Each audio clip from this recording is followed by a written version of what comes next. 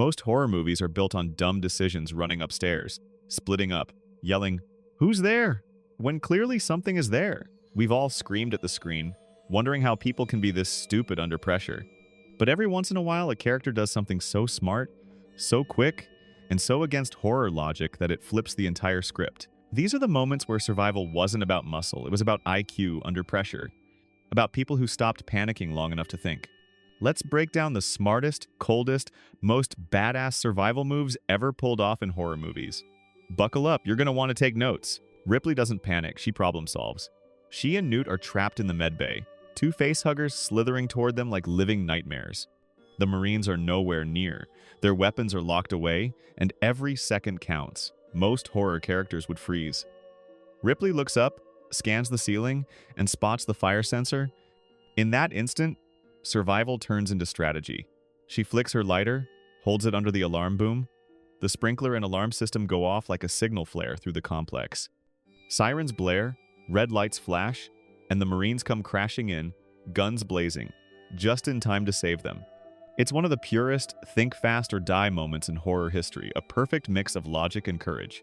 Ripley doesn't survive because she's lucky. She survives because she thinks.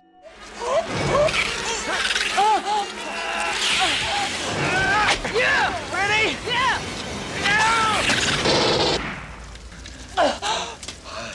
Chris Washington is tied to a chair, trapped in a nightmare disguised as politeness.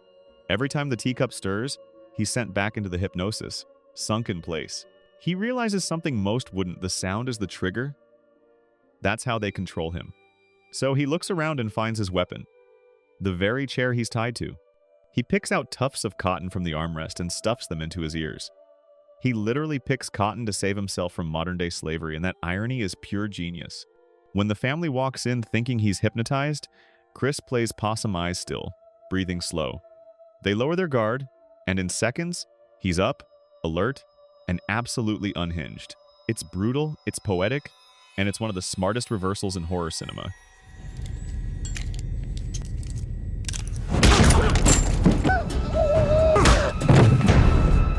No weapons, no soldiers, no heroes, just terrified passengers trapped on a train filled with the undead. While everyone else is panicking, Sun Kyung, a pregnant woman, starts paying attention. She notices something subtle.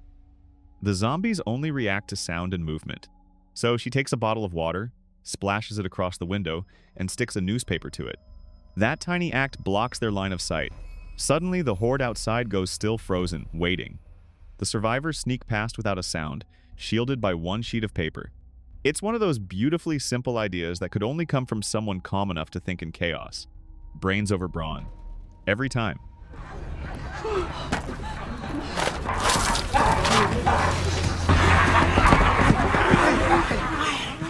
Jason, the youngest in his family, realizes something the adults don't. His doppelganger, Pluto, isn't just evil, he's reactive. Every move Jason makes, Pluto mirrors like a puppet on invisible strings. When Pluto stands near a burning car, arms wide like he's waiting for Jason to make a move, Jason flips the script. He starts walking backward. Pluto mimics right into the fire. That's not luck. That's observation turned into survival. In a story about mirrored identities, Jason weaponizes mimicry itself. A 10-year-old outsmarts his own shadow. Smartest kid in horror history. No.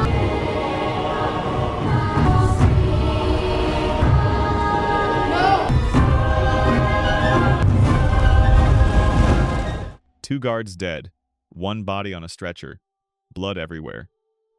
The SWAT team bursts in, horrified but relieved one survivor still breathing.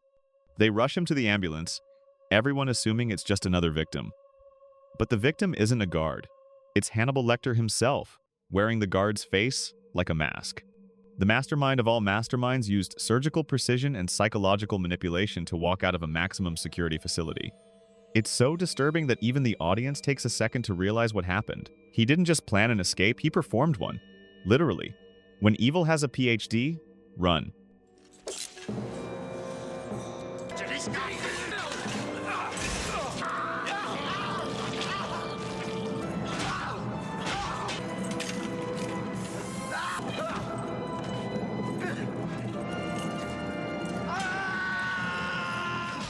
Ash Williams doesn't ask for help, he builds it.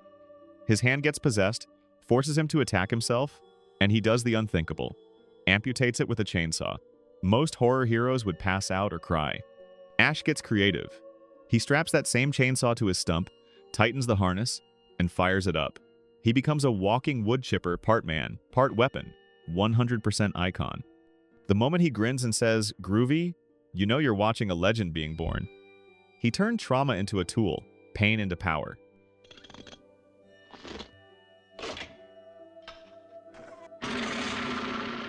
Imagine finding out every monster in horror history is real, and all of them are locked in cages under your feet. That's the situation Dana and Marty are in.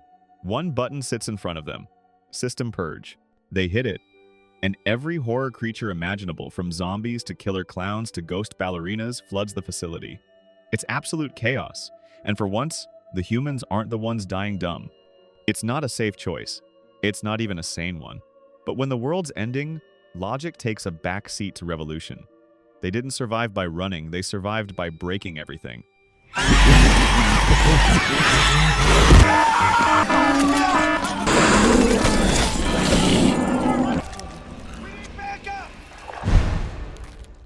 A building under quarantine, a virus spreading, chaos rising by the second. One woman vomits blood across the room. She's clearly infected. Everyone freezes, debating what to do next. Officer Sergio doesn't debate, he acts. He cuffs her to the railing before anyone can argue.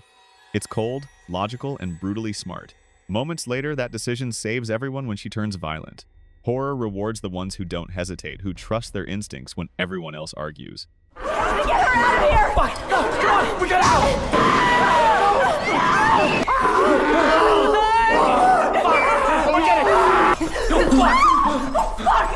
Just go.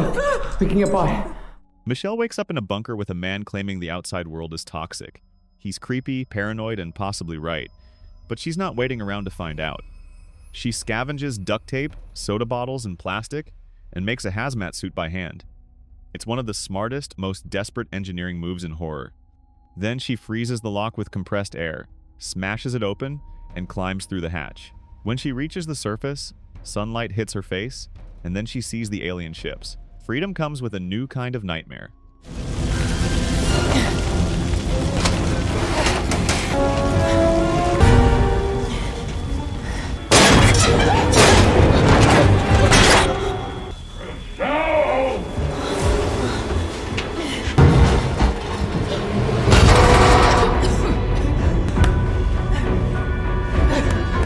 Danny Torrance is a child running through a snowy maze, hunted by his axe-wielding father. He knows he can't outrun him forever. So, he stops and thinks. He notices his own footprints in the snow and gets an idea. He walks backward in his own tracks until he's out of sight, then hides behind a snowbank. Jack follows the trail, loses him, and freezes to death alone. It's quiet, simple, and genius. The smallest trick saving the smallest survivor.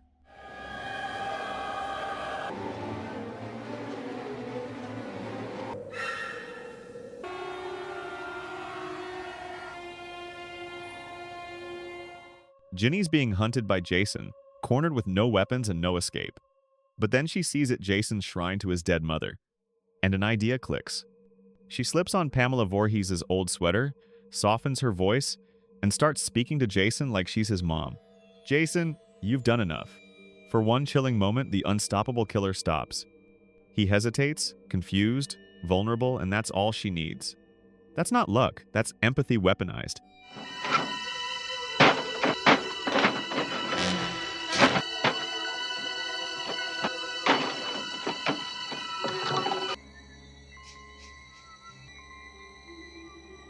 Come to mommy. A freezing Antarctic base, an alien creature that can mimic anyone. Every face could be a monster, and no one knows who to trust. So MacReady uses what's left: science. He heats a wire and dips it into blood samples, reasoning that the creature's blood would react defensively. It's tense, silent, surgical. Then the moment of truth, one petri dish jumps. All hell breaks loose.